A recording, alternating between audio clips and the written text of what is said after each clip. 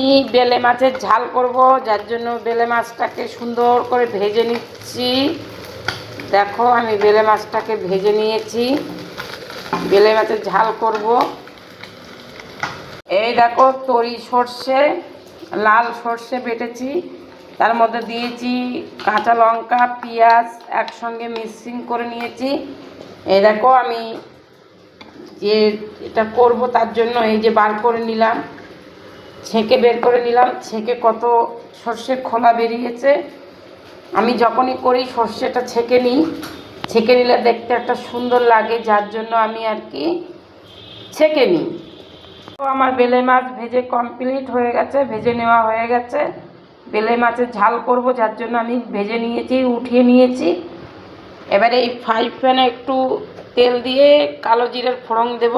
তো আমি এই যে কালো জিরের ফোড়ন দিয়ে দিলাম, কালো জিরের ফোড়ন দিয়ে দিয়েছি। আমি বেলে মাছের ঝালটা এইভাবে করি, কে কেমন করে খাও আমি তো জানি না, কিন্তু আমি তো এইভাবে করি, আমার ভালো লাগে এইভাবে খেতে। তা যে যেরকম খেতে চায় সে সেরকম করে বানাতে পারে। তা কেমন হবে রান্নাটা আমি সব কমপ্লিট করে আর কি আপনাদের দেখাবো, বলবেন কেমন হয়েছে, সবাই কমেন্টে বলে যাবেন। আমি এবারে পেস্টটা ঢেলে দিচ্ছি। এই যে পেস্ট আমি ঢেলে দিলাম,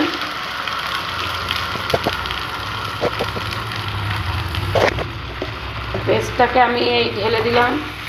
এবারে মশলা দেব, কেন লবণ আগে থাকতেই আমি দিয়ে রেখেছি। লবণটা পরিমাণ মতো দিতে হবে, কেন লবণ তো বেশি হয়ে গেলে খাওয়া যায় না। আমি একে একে মশলাগুলো দেব, দেখতে থাকেন। এই দেখো আমি পরিমাণ মতো হলুদ দিয়ে দিলাম,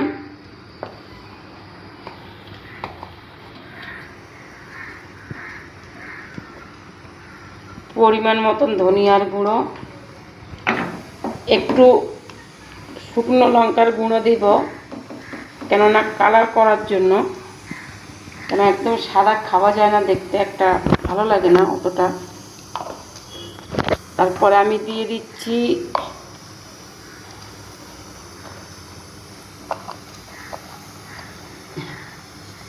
জিরের গুঁড়ো দিয়ে দিলাম। সব মশলা আমার দেওয়া কমপ্লিট। আমি মশলাগুলো এবার কষাতে থাকবো।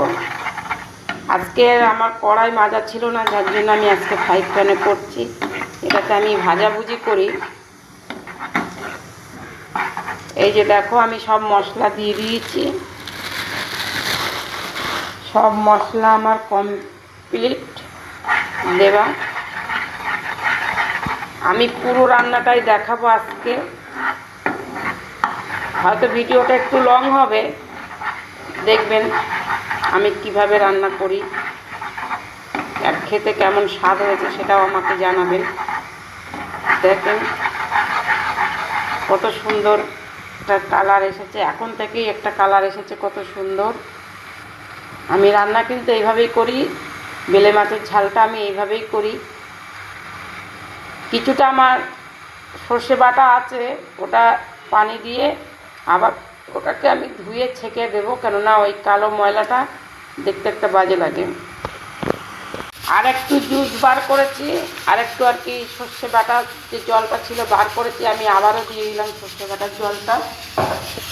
দেখো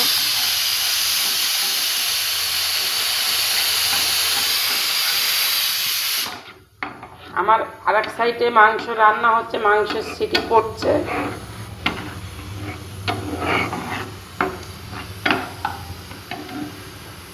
এবারে ভালো করে ফুটে উঠলে আমি বেলে মাছটাকে দেব, মাছটা নরম করার জন্য দিয়ে দেব।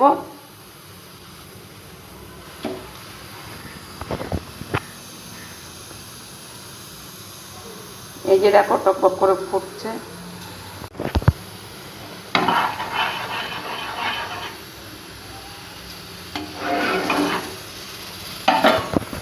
আমি কত হালকা মশলায় রান্না করছি, রান্না কিন্তু সেই সুস্বাদু হয়। দেখো বেলে মাছগুলো আমি দিয়ে দিলাম, কেন মাছগুলো তো হবার দরকার আছে, নরম হতে হবে।